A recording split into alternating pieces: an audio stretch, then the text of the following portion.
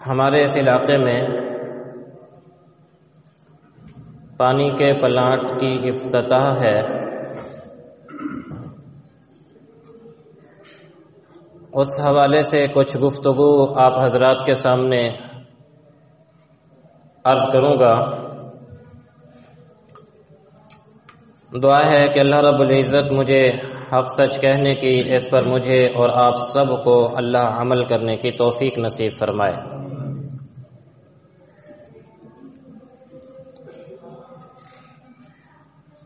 اللہ رب العزت کی بے شمار نعمتیں اور اس کائنات کے اندر اللہ کی بے شمار نشانیاں موجود ہیں۔ قرآن مجید میں اللہ رب العزت نے بہت ساری اپنی نعمتوں کا ذکر فرمایا ہے، اور یہ اعلان فرمایا وَإِن تَعُدُّوا نِعْمَةَ اللَّهِ لَا تُحْصُوهَا، کہ اگر تم اپنے اللہ کی نعمتوں کو گننا چاہو تو گن نہیں سکتے۔ اور بے شمار نشانیوں کا ذکر فرمایا، اور ذکر کرنے کے بعد مختلف عنوانات کے ذریعے سے انسان کو سمجھایا۔ کبھی فرمایا ان فی ذلک لآیۃ لقوم یعقلون، کہ یہ نشانیاں اس قوم کے لیے ہیں جو عقل رکھتی ہو۔ کبھی فرمایا ان فی ذلک لآیات لأولی الالباب، کبھی فرمایا ان فی ذلک لآیۃ لقوم یتذکرون، کہ یہ نشانیاں اس قوم کے لیے ہیں جو نصیحت حاصل کرتی ہو۔ کبھی کن الفاظ کے ذریعے سے، کبھی کن الفاظ کے ذریعے سے انسان کو اللہ نے اپنی نشانیوں کی طرف متوجہ فرمایا ہے، تاکہ انسان اللہ کی پیدا کردہ ان نشانیوں میں غور اور فکر کرے تو انسان اللہ کی معرفت حاصل کر سکے۔ ان نشانیوں میں ایک بہت بڑی اللہ کی نشانی پانی ہے۔ یہ اللہ رب العزت کی بہت بڑی قدرت کی جہاں نشانی ہے، وہاں اللہ رب العزت کی نعمتوں میں یہ بہت بڑی اللہ کی نعمت بھی ہے۔ قرآن مجید میں اللہ رب العزت نے کئی مقامات پر اپنی اس نشانی اور نعمت کا تذکرہ فرمایا ہے۔ ذرا غور کیجئے، ایک مقام پہ اللہ فرماتے ہیں هو الذی انزل من السماء ماء لکم منہ شراب ومنہ شجر فیہ تسیمون، کہ وہ اللہ ہے جس نے تمہارے لیے آسمان سے پانی نازل کیا جس کو تم پیتے ہو، اور یہ درخت اور یہ شجر، یہ حجر، ان کو بھی پانی پہنچ رہا ہے۔ یہ پہنچانے والی ذات کون ہے؟ ایک اللہ کی ذات ہے۔ اور ایک اور جگہ ارشاد فرمایا وَأَنزَلْنَا مِنَ الْمُعْصِرَاتِ مَاءً ثَجَّاجًا، ہم نے تمہارے اوپر ان بھری ہوئی بدلیوں کے ذریعے سے پانی بھیجا ہے لِنُخْرِجَ بِهِ حَبًّا وَنَبَاتًا، تاکہ اس پانی کے ذریعے سے ہم کھیتیوں کو اگائیں، ہم اس کے ذریعے سے زراعت کو اگائیں، وَجَنَّاتٍ أَلْفَافًا، اور اس پانی کے ذریعے سے انتہائی گھنے باغات اگتے ہیں۔ یہ کس کی نشانی ہے؟ میرے اللہ کی نشانی ہے۔ اور جگہ اللہ ارشاد فرماتے ہیں وَأَنزَلْنَا مِنَ السَّمَاءِ مَاءً طَهُورًا، کہ ہم نے آسمان سے تمہارے لیے پاک پانی نازل کیا۔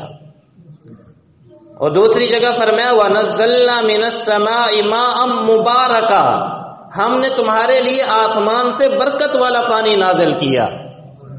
اور جگہ اللہ ارشاد فرماتے ہیں وَهُوَ الَّذِي خَلَقَ مِنَ الْمَاءِ بَشَرًا فَجَعَلَهُ نَسَبًا وَصِهْرًا، وہ اللہ وہ ذات ہے کہ جس نے انسان کو پانی سے بنایا اور پھر اس کے ددھیالی رشتے، اس کے سسریالی رشتے، یہ کس نے بنائے ہیں؟ میرے اللہ نے بنا دیے۔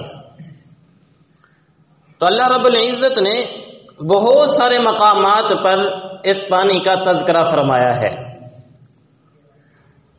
اللہ اکبر کبیرہ۔ اسی لیے اللہ رب العزت نے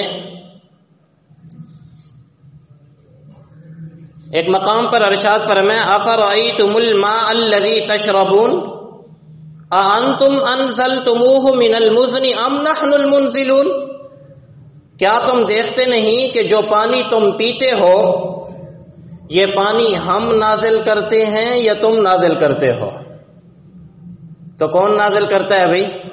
اللہ نازل کرتا ہے۔ اللہ نے اسے اپنی نشانی کے طور پر ذکر فرمایا کہ یہ جو پانی برس رہا ہے، یہ جو پانی نازل ہو رہا ہے، جس پانی کو تم پی رہے ہو، پیاس بجھا رہے ہو، ضرورت کو پورا کر رہے ہو، یہ کون نازل کرتا ہے؟ اللہ۔ اسی لیے فرمایا افرأیتم الماء الذی تشربون، کیا تم دیکھتے نہیں ہو کہ جو پانی تم پیتے ہو اانتم انزلتموہ من المزن ام نحن المنزلون، ہم اسے نازل کرتے ہیں یا تم اسے نازل کرتے ہو؟ اور اللہ کی قدرت کا نظام دیکھیے، عقل حیران رہ جاتی ہے۔ دیکھیں یہ جو پانی نازل ہوتا ہے اس کے کچھ مراحل ہیں، توجہ کریں گے تو انشاءاللہ بات سمجھ میں آئے گی۔ یہ اللہ رب العزت نے اس زمین کے اوپر 3 حصے پانی رکھا ہے اور ایک حصہ خشک ہے جہاں پر انسانی آبادی آباد ہے، اور اس سمندر کے اوپر ہر وقت ہوائیں چلتی رہتی ہیں۔ ان ہواؤں کا کام کیا ہوتا ہے؟ ان ہواؤں کا کام یہ ہوتا ہے کہ یہ اس سمندر کی سطح کے اوپر جب یہ ہوائیں چلتی ہیں تو پانی کے بلبلے سے بنتے ہیں۔ ان بلبلوں کے اندر چھوٹے چھوٹے نمک کے بہت سارے ذرات اکٹھے ہوتے ہیں۔ اب یہ ہوا ان ذرات کو اٹھا کر اوپر لے جاتی ہے 1200 میٹر کی بلندی پر، اور پھر اس ہوا کے ذریعے سے وہ جو پانی کے بلبلے ہر وقت اٹھ رہے ہیں یہ پانی کے بخارات کہلاتے ہیں۔ جب یہ ذرات اوپر جاتے ہیں تو ان بخارات کو وہ ذرات اپنے ساتھ لپیٹ لیتے ہیں۔ ان کو وہ انگریزی زبان میں ایروسول کہا جاتا ہے، یعنی آبی پھندے۔ جیسے مچھلی کو پکڑنے کے لیے پھندا ہوتا ہے نا، کھونٹیاں ہوتی ہیں، تو اسی طرح یہ نمکین جو ذرات ہیں یہ آبی پھندے ہیں۔ یہ بخارات جب اوپر کو اٹھتے ہیں، ہوائیں ان کو اوپر لے کر جاتی ہیں، تو یہ جو نمکین ذرات ہیں اس پانی کو اپنے ساتھ چمیٹ لیتے ہیں، یعنی ان کے ساتھ چمٹ جاتا ہے۔ اور پھر میرے اللہ رب العزت کی شان دیکھیے، اللہ نے قرآن مجید کے اندر ارشاد فرمایا اللہ الذی یرسل الریاح، اللہ وہ ذات ہے جو بھیجتا ہے ہواؤں کو، اور وہ ہوائیں پھر ان بخارات کو، ان نمکین ذرات کو اوپر لے کر جاتی ہیں، پھر یہ بادل کی صورت میں بنتی ہیں۔ اللہ فرماتے ہیں فَتُثِيرُ سَحَابًا فَيَبْسُطُهُ فِي السَّمَاءِ كَيْفَ يَشَاءُ وَيَجْعَلُهُ كِسَفًا فَتَرَى الْوَدْقَ يَخْرُجُ مِنْ خِلَالِهِ۔ یہ دوسرا مرحلہ شروع ہوا کہ ہوا نے ذرات اوپر پہنچائے، بخارات اوپر پہنچے، وہ بادل کی شکل میں بنے۔ میرا اللہ کہتا ہے کہ پھر تم دیکھتے ہو کہ ہم ان بادلوں کو آسمان کے اوپر پھیلا دیتے ہیں، پھر ان بادلوں کے ٹکڑے ہوتے ہیں، اور پھر میرا اللہ جہاں چاہتا ہے فَإِذَا أَصَابَ بِهِ مَن يَشَاءُ من عبادی اذا هم یستبشرون، جہاں پانی کی ضرورت ہوتی ہے، جہاں انسان کو ضرورت ہوتی ہے، جہاں میرا اللہ چاہتا ہے، پسند کرتا ہے، وہاں میرا اللہ ان بارشوں کو پانی کی صورت میں نازل فرما دیتا ہے۔ یہ کس کی قدرت چل رہی ہے؟ میرے اللہ کی قدرت چل رہی ہے۔ اب یہاں دیکھیے انسانی عقل حیران رہ جاتی ہے کہ اس سمندر کے اوپر جب ہوائیں چلتی ہیں تو روزانہ کئی ملین مکعب میٹر پانی، اور بعض سائنسدانوں نے لکھا ہے کہ 45 ملین مکعب پانی ہر وقت آسمان کے اوپر جا رہا ہے۔ یہ اللہ میرا ان سمندروں کے ذریعے سے ان بخارات کو آسمانوں کے اوپر لے جاتے ہیں 1200 میٹر کی بلندی کے اوپر. اور یہ 1200 میٹر کی بلندی کوئی معمولی بلندی نہیں، بہت زیادہ اونچائی ہے. یہ کرہ ہوائی سے اوپر، یعنی ایک وہ کرہ ہے جہاں پر ہوا چلتی ہے، اس کرہ سے اوپر زمہریر کا کنواں ہے، یعنی وہ ٹھنڈک جہاں ہر چیز ٹھنڈی ہو جاتی ہے. جب یہ وہاں پر پہنچتے ہیں تو یہ ٹھنڈے ہوتے ہیں، اور نمک کا کام ہی پانی کو کیا کرنا ہے، جما دینا، سٹور کر لینا. تو یہ پھر ہوائیں ان کو لے کر چلتی ہیں، اور جہاں پر میرا اللہ چاہتا ہے ان کو نازل فرماتا ہے. قرآن مجید میں اللہ رب العزت اور جگہ ارشاد فرماتے ہیں، الم تر ان اللہ انزل من السماء ماء فسلكه ينابيع في الارض ثم يخرج به زرعا مختلفا الوانه. کیا تم دیکھتے نہیں ہو آسمان کی طرف کہ اللہ اس آسمان سے پانی کو نازل کرتا ہے، پھر یہ زمین کے اوپر پہنچتا ہے. میرا اللہ ان زمین کی رگوں کے ذریعے سے انسانوں کو، یعنی جانوروں کو، انسانوں کو، اور جہاں پر ضرورت ہوتی ہے انسانوں کو وہ پانی اللہ پہنچاتا ہے. تو یہ کس کی قدرت کام کر رہی ہے؟ دنیا کی کوئی ایسی سائنس نہ اب تک ایجاد ہوئی ہے نہ ایجاد ہوگی کہ جو اس طرح لاکھوں ٹنوں کے حساب سے، اور ایک بادل کے اندر، یہ سائنسی باتیں میں آپ کو بتا رہا ہوں کہ ایک بادل کے اندر 3 لاکھ ٹن پانی ہوتا ہے. کتنا؟ 3 لاکھ ٹن. اور یہ بادل 1200 میٹر کی بلندی پر، اور بعض حضرات نے فرمایا کہ 1000 کی میٹر کی بلندی پر بھی یہ بادل ہوتے ہیں. اب اور آگے ذرا سنیے کہ جب یہ بادل برستے ہیں، جہاں پر جب یہ بارش کا قطرہ نازل ہوتا ہے تو اپنی اس کی ایک حیت ہے، اس کی اپنی ایک صورت ہے. اگر اس کی یہ صورت جو اس وقت ہم دیکھتے ہیں یہ نہ ہو، یا جس سپیڈ کے ساتھ یہ پانی ہم تک پہنچتا ہے یہ سپیڈ اسی سپیڈ کے ساتھ ہو جس سپیڈ سے یہ آسمان سے نازل ہوتا ہے، تو اس کی ایک خاص مقدار ہے. میرا اللہ قرآن مجید میں ارشاد فرماتا ہے، والذی انزل من السماء ماء بقدر فانشرنا به بلدۃ میتا. وہ اللہ ہے جس نے آسمان سے تمہارے لیے ماء مقدار، یعنی پانی کی ایک مقرر مقدار نازل کی ہے. اب یہاں سائنس کہتی ہے کہ ماء مقدار کی 2 صورتیں ہیں. ایک صورت تو یہ ہے کہ میرا اللہ جتنا چاہتا ہے اس کی ہاں مقدار متعین ہے، وہاں پر اتنی ہی بارش ہوتی ہے. کہیں کچھ قطرے برسا دیے، کہیں تیز بارش برسا دی، کہیں بہت زیادہ بارش ہو گئی، کہیں بہت کم بارش ہوئی. یہ کس کی قدرت ہے؟ میرے اللہ کی قدرت ہے. لیکن یہاں پر ایک بات اور غور کرنے کی ہے. کہتے ہیں کہ یہ پانی کی جو مقدار نازل ہو رہی ہے، اس پانی کی سپیڈ زمین کے اوپر پہنچنے کے اعتبار سے اگر ایک چیز 1200 میٹر کی بلندی سے آئے اور اسی سپیڈ سے آئے تو اس کی سپیڈ 558 کلومیٹر فی گھنٹہ کی رفتار ہوتی ہے. اس کی ایک مثال اور سمجھیے، دنیا کی مثال دیتا ہوں. مثال کے طور پر ہم موٹر سائیکل چلاتے ہیں. اب موٹر سائیکل ایک آدمی وہ ہے جو موٹر سائیکل کی سپیڈ 20 کی سپیڈ چل رہا ہے، 10 کی سپیڈ سے چل رہا ہے، یا 30 کی سپیڈ سے چل رہا ہے. اور ایک وہ آدمی ہے جو اس موٹر سائیکل کو 80 کی سپیڈ سے چلا رہا ہے، یا 1200 سی سی جیسی کاریں ہیں. ایک آدمی 1200 فی کلومیٹر فی گھنٹے کے اعتبار سے چلا رہا ہے. اب وہ کار یا وہ موٹر سائیکل اسی سپیڈ سے آئے اور کسی چیز سے ٹکرائے تو کیا خیال ہے؟ اس کار کے اندر رہنے والے یا کار کا کچھ بچے گا؟ اس کے تو ٹکڑے ٹکڑے ہو جائیں گے، ذرے ذرے ہو جائیں گے. عام موٹر سائیکل اگر 80 کی سپیڈ سے چلایا جائے اور کسی دیوار کے ساتھ جا کے ٹکرائے یا کسی اور موٹر سائیکل کے ساتھ جا کے ٹکرائے تو وہاں پر ہلاکت اور تباہ و بربادی یقینی ہوتی ہے. تو اسی طرح بارش کے نزول کی جو سپیڈ ہے، اگر اس کی سپیڈ وہی رہے جس وقت وہ نازل ہوتی ہے تو وہ 558 کلومیٹر فی گھنٹہ کی رفتار سے آئے اور زمین سے ٹکرائے تو مجھے بتائیے زمین کے اوپر کوئی چیز باقی رہے گی؟ باقی نہیں بچتی ہے. اچھا اس کی ایک اور مثال سمجھیں. بارش نازل ہوتی ہے نا، آپ موٹر سائیکل کے اوپر چل رہے ہوں تو بارش آپ کے چھینٹے منہ کے اوپر لگے تو کتنے شدید لگتے ہیں. ایسے لگتا ہے جیسے کوئی پتھر مار رہا ہو.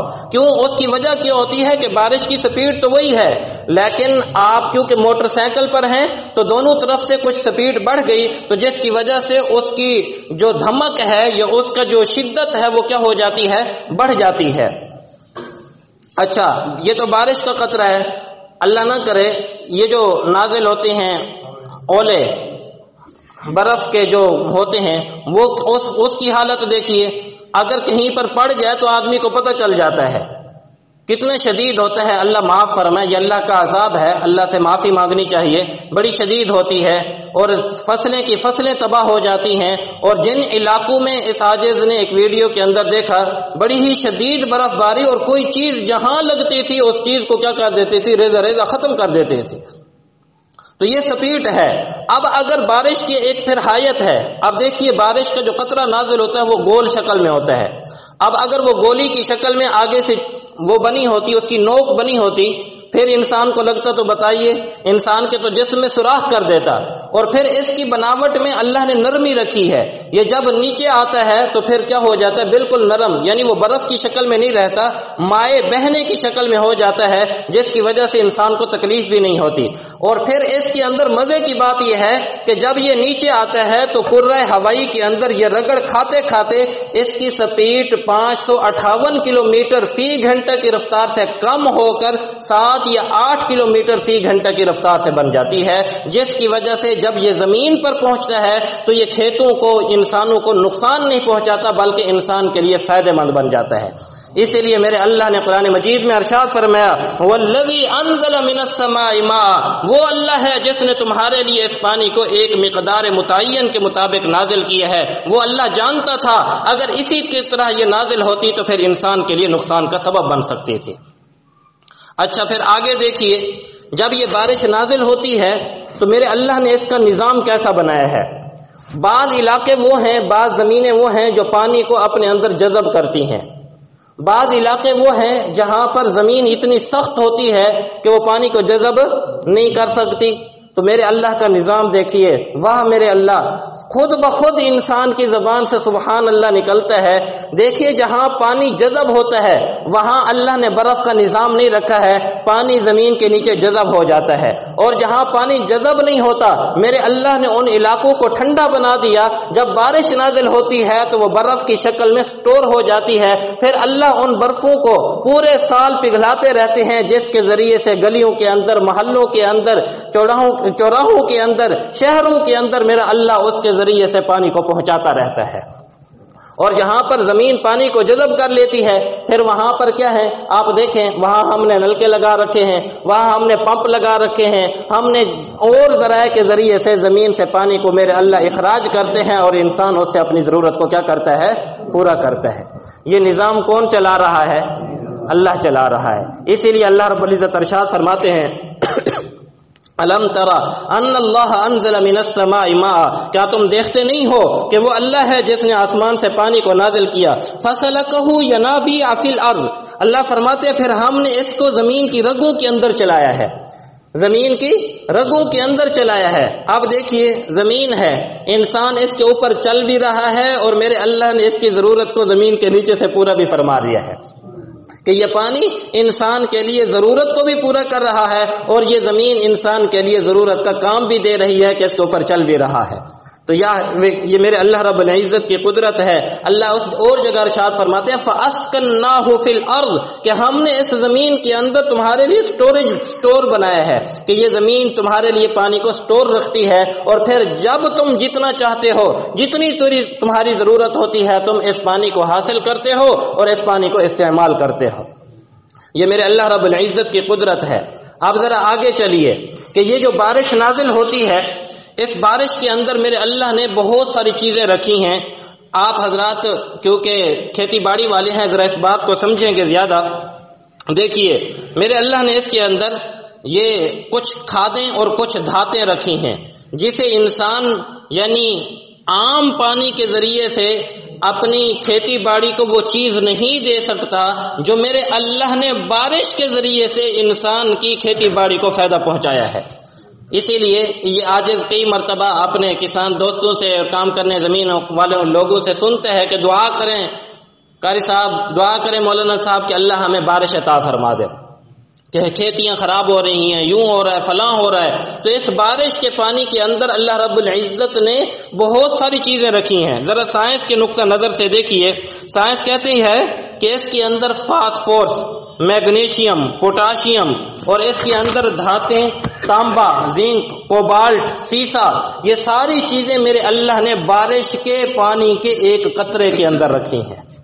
اور بارش کا وہ پانی کا قطرہ جب کسی پودے کے اوپر یا زمین کے اندر جذب ہوتا ہے تو اس کو کتنی ساری چیزیں ملی، وہ کھادیں جو ہم مہنگے مہنگے داموں کے ذریعے سے خرید کر لاتے ہیں، میرا اللہ بارش کے ذریعے سے ہم انسانوں کو مفت میں عطا فرما دیتا ہے۔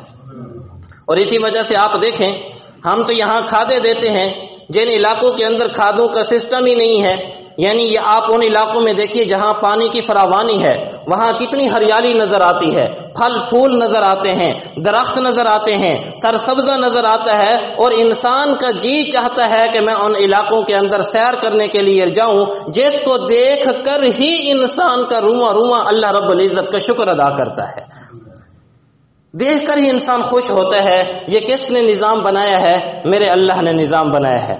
یہ اللہ رب العزت کی قدرت ہے کہ دیکھیے میرے اللہ نے یہ کس طرح کا سسٹم بنایا۔ اور قرآن مجید میں اللہ ارشاد فرماتے ہیں وَنَزَّلْنَا مِنَ السَّمَاءِ مَاءً مُبَارَكًا فَأَنبَتْنَا بِهِ جَنَّاتٍ وَحَبَّ الْحَصِيدِ، ہم نے اس پانی کو تمہارے لیے برکت والا بنایا ہے اور اگائے ہم نے ان کے ذریعے سے تمہارے لیے باغات اور فصل کے غلے۔ یہ کس کے ذریعے سے اگ رہے ہیں؟ پانی کے ذریعے سے اگ رہے ہیں۔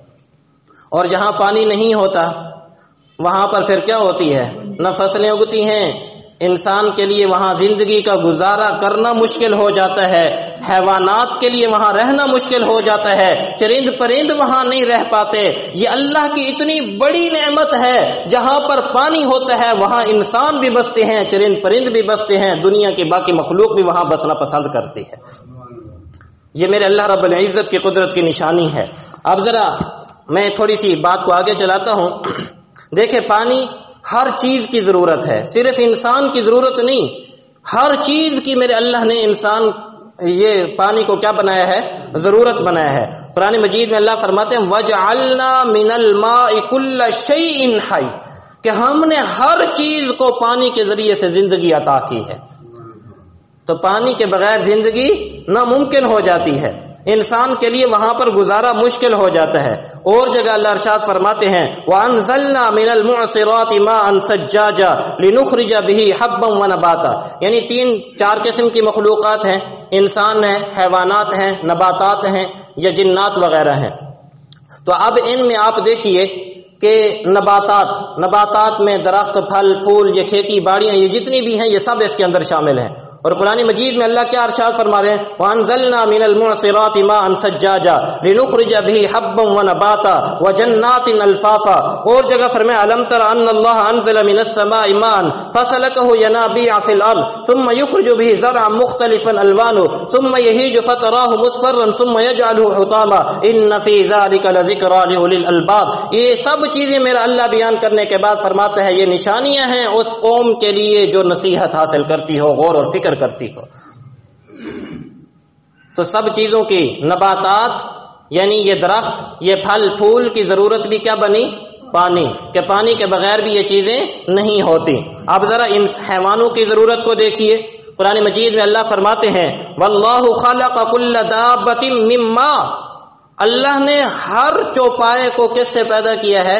پانی سے بنایا۔ فرمایا فَمِنْهُمْ مَن يَمْشِي عَلَى بَطْنِ، بعض تو ان میں سے وہ جانور ہیں، وہ چیزیں ہیں جو اپنے پیٹ کے بل چلتی ہیں، بعض وہ ہیں جو اپنے پیٹ کے بل، گویا پتہ چلا کہ ہر چیز کی ضرورت کیا پوری کر رہی ہے؟ پانی پوری کر رہی ہے۔ فَمِنْهُمْ مَن يَمْشِي عَلَى بَطْنِ وَمِنْهُمْ مَن يَمْشِي عَلَى رِجْلَيْنِ، بعض ایسے جانور ہیں جو 2 پاؤں کے اوپر چلتے ہیں جیسے کہ انسان ہے۔ وَمِنْهُمْ مَن يَمْشِي عَلَى 4، اور بعض ایسے جانور ہیں جو 4 پاؤں کے اوپر چلتے ہیں، گویا پیٹ کے اوپر ذریعے رینگنے والے، 2 پاؤں پہ چلنے والے، 4 پاؤں پہ چلنے والے۔ اور وَجْعَلْنَا مِنَ الْمَاءِ كُلَّ شَيْءٍ حَيٍّ کے اندر فرمایا کہ ہر چیز، یہ چرند پرند، یہ سب چیزیں اس کے اندر شامل ہو گئیں، گویا جتنے بھی حیوانات ہیں، چرند ہیں، پرند ہیں، ان سب کی ضرورت کیا چیز بن رہی ہے؟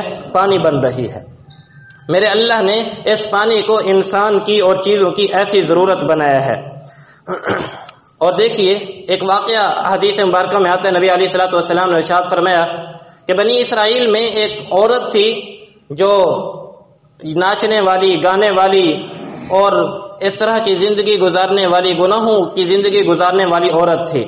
وہ ایک مرتبہ کہیں جا رہی تھی تو اسے شدید پیاس لگی، اس نے کنویں سے پانی بھرا اور پانی بھر کے پیا، تو جب باہر نکلی تو کیا دیکھتی ہے کہ ایک کتا پیاس کی شدت کی وجہ سے کیچڑ کو کھا رہا ہے۔ تو اس کے دل میں خیال آیا کہ اگر مجھے اتنی شدید پیاس لگی ہوئی تھی تو اس کتے کو بھی تو شدید پیاس لگی ہوگی، تو جس کی وجہ سے یہ بیچارہ کیچڑ کھا رہا ہے۔ وہ دوبارہ گئی اور اس نے دوبارہ کنویں سے پانی حاصل کیا اور پانی نکال کر اس کتے کو پانی پلا دیا۔ میرے اللہ نے اس کے اس عمل کی وجہ سے اس کے تمام گناہوں کو معاف فرما دیا اور اسے جنت میں داخل فرما دیا۔ تو یہ ایسی ضرورت ہے جو انسان اگر چرند پرند کی بھی پوری کرتا ہے تو میرا اللہ ایک کنجری کے گناہوں کو بھی اللہ رب العزت کیا فرما دیتے ہیں؟ معاف فرما دیتے ہیں۔ یہ انسان کی اور حیوانات کی ایسی ضرورت ہے، اور پھر یہ صرف حیوانات کی بھی نہیں، انسانوں کی بھی تو بہت زیادہ ضرورت ہے۔ آپ ذرا دیکھیے، حضرت ابراہیم علیہ السلام جب اپنی بیوی اور اپنے چھوٹے سے بچے کو وادی غیر ذی زرع کے اندر چھوڑ کر گئے، اور جب بیوی بچے آنکھوں سے اوجھل ہو گئے تو دعا مانگی۔ دعا کیا مانگی؟ ربنا لیقیموا الصلاة فاجعل افئدة من الناس تهوی الیہم وارزقهم من الثمرات لعلهم یشکرون۔ اللہ، میں اپنی اولاد کو یہاں چھوڑ کے جا رہا ہوں، اس لیے چھوڑ کے جا رہا ہوں تاکہ یہ نماز کو قائم کرے۔ اللہ، آپ لوگوں کو ان کی طرف متوجہ فرما دیجئے۔ ایک دوسرا یہ دعا مانگی کہ اے اللہ، انہیں رزق یعنی پھلوں کا رزق انہیں عطا فرمائیے۔ اب دعا تو کیا مانگی تھی کہ اللہ انہیں پھلوں کا رزق عطا فرمائیے، اور میرے اللہ نے انتظام کیا حضرت اسماعیل علیہ السلام کو پیاس لگتی ہے، شدت پیاس کی وجہ سے ماں بے چین ہوتی ہے۔ اما ہاجرہ پانی کی تلاش کے اندر کبھی صفا پہاڑی کے اوپر، کبھی مروہ پہاڑی کے اوپر، کبھی صفا سے پھر مروہ پہ، پھر کبھی مروہ سے صفا کے اوپر، اور میرے اللہ نے دعا کی قبولیت کا ثمرہ دیکھیے کہ حضرت اسماعیل علیہ السلام کی ایڑی کے ذریعے سے میرے اللہ نے پانی کا چشمہ جاری فرمایا، اور اس کے ذریعے سے اللہ رب العزت نے آبادی کیسے فرمائی؟ اس پانی کو دیکھ کر ہریالی ہوئی، ہریالی کو دیکھ کر لوگ آنا شروع ہوئے، جب لوگ آنا شروع ہوئے وہاں میرے اللہ نے بیت اللہ بنوایا، بیت اللہ کے ذریعے سے پوری دنیا کے پھلوں کو میرے اللہ نے وہاں پر جمع فرما دیا۔ تو یہ اللہ رب العزت نے یعنی ان چیزوں کو بنیاد کس سے بنایا ہے؟ پانی کو بنایا ہے۔ تو انسان کی بنیادی چیز کیا بنتی ہے؟ پانی بنتی ہے کہ انسان کا پانی کے بغیر گزارا نہیں ہو سکتا۔ یہ اس کو ایک اور مثال کے ذریعے سے سمجھیے۔ ہارون رشید ایک مرتبہ شکار کھیلنے کے لیے کہیں گیا تو اپنے ساتھیوں سے الگ ہو گیا اور راستہ بھول گیا جنگل کے اندر، تو اسے شدید گرمی کی وجہ سے پیاس محسوس ہوئی، تو ایک جھونپڑی کو دیکھا کہ جنگل کے اندر ایک جھونپڑی لگی ہوئی ہے، تو یہ جھونپڑی میں گئے تاکہ اس سے کوئی پینے کی چیز لوں۔ تو جب جھونپڑی میں گئے، اندر آواز دی تو ایک آدمی باہر نکلا، کہا کہ مجھے شدید پیاس لگی ہے، میرے لیے گلاس پانی لے کر آؤ۔ تو وہ پانی جب لے کر آیا تو جب ہارون رشید بادشاہ اس پانی کو پینے لگا تو اس آدمی نے کہا کہ حضرت ٹھہر جائیں، امیر المومنین میں آپ سے ایک سوال پوچھنا چاہتا ہوں۔ انہوں نے کہا پوچھے، کیا پوچھنا چاہتے ہیں؟ کہا سوال میرا یہ ہے کہ یہ جو پانی آپ ایک گلاس کا اپنے پاس لیے ہوئے ہیں، اگر آپ کو شدید پیاس لگی ہو اور آپ کی جان جانے کا اندیشہ ہو اور ایک ہی گلاس پانی کا ہو تو آپ کیا کریں گے؟ تو بادشاہ نے کہا کہ میں اس ایک گلاس پانی کو حاصل کرنے کے لیے اپنی پوری سلطنت میں سے آدھی سلطنت اسے دے دوں گا، آدھی سلطنت اسے دے دوں گا۔ تو اس نے کہا اچھا پانی پی لیجئے۔ پانی جب پی لیا تو اس نے کہا حضرت میرا ایک اور سوال بھی ہے۔ کہا کیا سوال ہے؟ کہا کہ اگر جو پانی آپ نے پیا ہے یہ پیشاب کے راستے سے باہر نہ نکلے اور ایک حکیم ہو اور وہ دوائی دیتا ہو تو آپ کیا کریں گے؟ تو اس نے کہا کہ میں باقی آدھی سلطنت دوں گا تاکہ اس پانی کا اخراج ہو جائے۔ فرمایا بادشاہ سلامت، آپ کے پوری سلطنت میرے اللہ کے پانی پیدا کیے ہوئے اس ایک گلاس کے بدلے میں ہے، آپ پوری سلطنت دے کر بھی ایک پانی کا گلاس نہیں خرید سکتے جو اللہ نے آپ کے لیے وافر مقدار میں پیدا فرما دیا ہے۔ اور حدیث مبارکہ سے سنیے، نبی علیہ الصلوۃ والسلام نے ارشاد فرمایا بنی اسرائیل میں ایک راہب تھا جس نے 400 سال اللہ کی اس طرح عبادت کی کہ ایک پلک جھپکنے کے برابر بھی اس نے اللہ کی کبھی نافرمانی نہیں کی تھی، اور اس نے آبادی سے نکل کر راہبانیت، کیونکہ اس شریعت میں جائز تھی، شریعت اسلام میں رہبانیت جائز نہیں ہے، اس شریعت میں جائز تھی، وہ آبادی سے باہر نکل کر دریا کے ایک کنارے پر جا کر وہاں اس نے اللہ کی عبادت کرنا شروع کر دی۔ نبی علیہ الصلوۃ والسلام نے فرمایا کہ 400 سال اس نے اللہ کی عبادت کی، جب فوت ہو گیا تو میرے اللہ کے ہاں اس کی حاضری ہوئی، اللہ رب العزت نے فرمایا کہ میں نے تمہیں اپنی رحمت سے معاف فرما دیا۔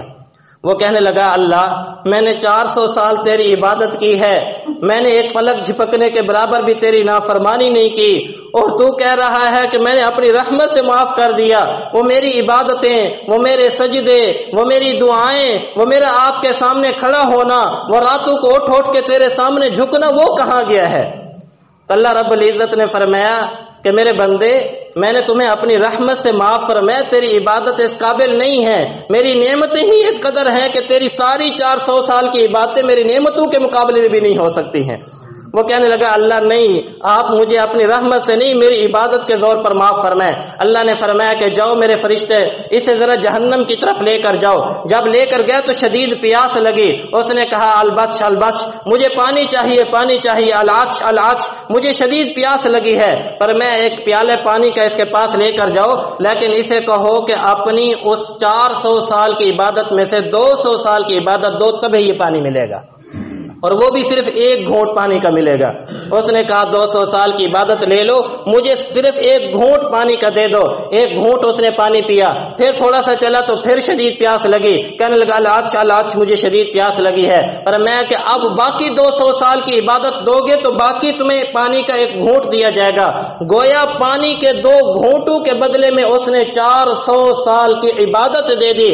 اللہ نے بلایا اور فرمایا میرے بندے میں نے تیرے لیے وہاں کھانے کا انتظام کیا، ہوا کا انتظام کیا، تیرے ساتھ میں نے میٹھے چشمے کا انتظام کیا، تو 400 سال تک میری ان نعمتوں کو استعمال کرتا رہا، تیری 400 سال کی عبادت تو پانی کے ان 2 گھونٹوں کے برابر بھی نہیں ہو سکتی ہے۔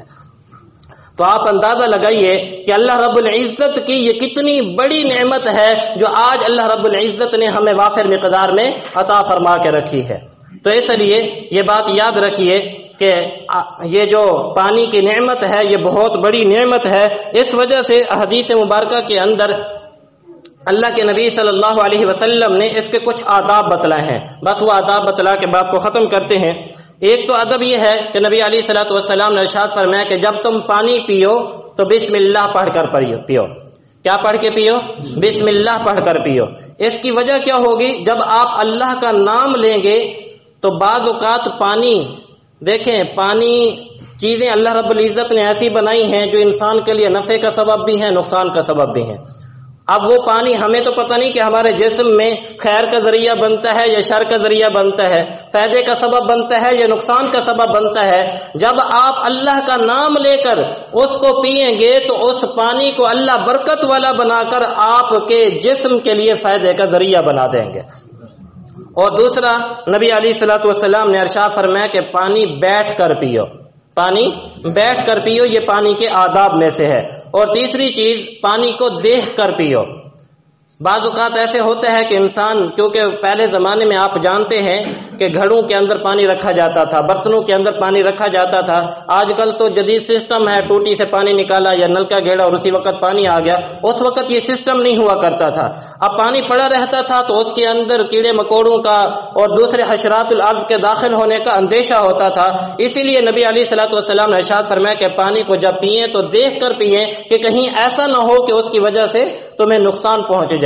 ایک اللہ والوں نے ایک واقعہ لکھا ہے، فرماتے ہیں کہ میں کسی عالم دین کا بیان سن رہا تھا تو ان کے اندر میں نے جب یہ بات سنی کہ پانی کو دیکھ کر پیو تو مجھے اس کی حکمت سمجھ میں نہ آئی کہ یہ دیکھ کر پینے کا کیا مطلب ہے۔ بیٹھ کر پینا تو چلو سمجھ میں آتا ہے کہ اس کے آداب میں سے ہے، بسم اللہ پڑھنے کا بھی سمجھ میں آتا ہے، لیکن دیکھ کر پینے کی حکمت سمجھ میں نہیں آتی۔ تو کہتے ہیں چلیں آج تجربہ ہی کر لیتے ہیں۔ گھر گئے اور بیوی سے کہا کہ پانی میرے لیے لے کر آؤ، بیوی پانی لے کر آئی تو فرمایا کہ چراغ جلاؤ. چراغ جلایا تو پانی کے اندر کہا کہ میں دیکھتا ہوں کہ آج میں سن کے آیا ہوں کہ نبی کی یہ سنت کا فائدہ کیا ہے. اور جیسے ہی اس نے وہ چراغ جلایا، چراغ جلا کر جب پانی کے اندر دیکھا تو اس کے اندر بچھو مرا ہوا تھا، تاکہ اللہ اسے دکھانا چاہتے تھے کہ میرے نبی کی ہر سنت کے اندر کوئی نہ کوئی حکمت ہے. آج اگر تم اس حال میں پانی پی لیتے تو تمہاری موت واقع ہو جاتے. تو یہ پانی کو دیکھ کر پینا، ضروری نہیں کہ ہم ہینڈ پمپ کے ذریعے سے نکال رہے ہیں، موٹر کے ذریعے سے نکال رہے ہیں تو ایسے ہی پیجئے، نہیں، کم از کم اس سنت پر عمل بھی ہو جائے گا اور ہمیں ثواب بھی حاصل ہو جائے گا. اور تیسرے نمبر پر 3 سانسوں کے ذریعے سے پانی پینا. اور چوتھے نمبر پر آپ صلی اللہ علیہ وسلم نے ارشاد فرمایا، نبی قتادہ ان النبی صلی اللہ علیہ وسلم نہا ان یتنفس فی الاناء، آپ صلی اللہ علیہ وسلم نے ارشاد فرمایا کہ جس برتن کو منہ لگا کر آپ پانی پی رہے ہیں تو اس برتن کے اندر سانس نہ لیں. نبی علیہ الصلوۃ والسلام نے منع فرمایا برتن کے اندر سانس لینے سے، یعنی انسان پیتا تو اسی کے اندر سانسیں بھی لے رہا ہو، اس سے نبی علیہ الصلوۃ والسلام نے منع فرمایا. ایک اور ادب ذکر فرمایا، عن ابی سعید الخدری رضی اللہ تعالی عنہ نہا رسول اللہ صلی اللہ علیہ وسلم عن اختناس الاسقیہ، کہ آپ نے فرمایا کہ بڑا ڈول یا بڑی چیز ہو اس کو منہ لگا کر، یعنی بڑی مشکیزہ ہو اس کو منہ لگا کر پانی پینے سے بھی آپ صلی اللہ علیہ وسلم نے کیا فرمایا ہے؟ منع فرمایا ہے. چھوٹے گلاس کے اندر یا چھوٹی چیز کے اندر پانی کو ڈال کر کیا کرنا چاہیے؟ استعمال کرنا چاہیے. یہ پانی کے کچھ آداب آپ حضرات کے سامنے ذکر کیے ہیں. آخر میں ایک بات عرض کروں گا، وہ یہ کہ ایک مرتبہ نبی علیہ الصلوۃ والسلام نے ایک صحابی کو دیکھا کہ نہر کے کنارے پر وہ وضو فرما رہے ہیں. تو آپ صلی اللہ علیہ وسلم نے اس صحابی سے فرمایا کہ میرے صحابی اسراف سے بچو، اسراف سے بچو. وہ کہنے لگے یا رسول اللہ اگر کوئی نہر جاری کے اوپر بھی بیٹھا ہو تب بھی اسراف ہے؟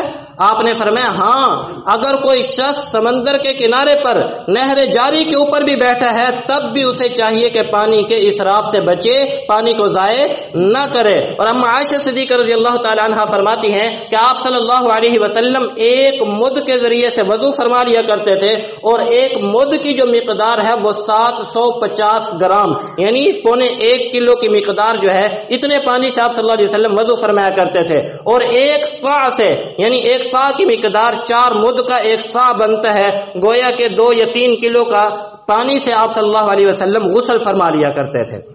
اور آج ہم کیا کرتے ہیں؟ پانی کا نل چل رہا ہے، پانی ضائع ہو رہا ہے، پینے والا پانی ہے وہ بھی ضائع کر رہے ہیں، کپڑے دھونے کے لیے ویسے کسی چیز کی ضرورت ہو تو وہ پانی بھی ہم ایسے ہی ضائع کرتے رہتے ہیں. یاد رکھیے ثم لتسألن یومئذ عن النعیم، اللہ قرآن مجید میں فرماتے ہیں کل قیامت کے دن جو نعمتیں ہم نے تمہیں عطا کر کے رکھی ہیں ہم نے تم سے ان ہر نعمت کے بارے میں قیامت کے دن سوال کرنا ہے.